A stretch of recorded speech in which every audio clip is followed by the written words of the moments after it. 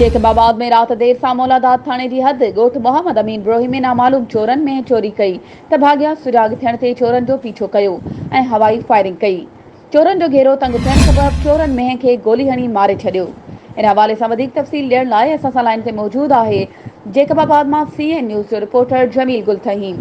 जी जमील, छा तफ़सील आहिनि?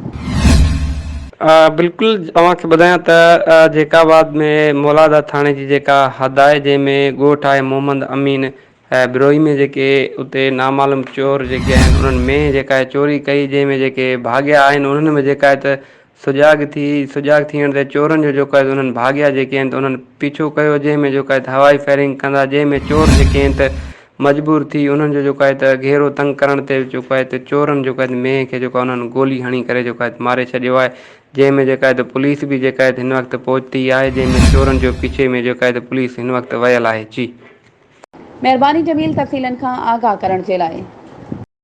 हिन वीडियो खे लाइक करे असांजे चैनल खे सब्सक्राइब करियो ऐं हा, उन सां गॾु बेल आइकन खे प्रेस करण न विसारिजो।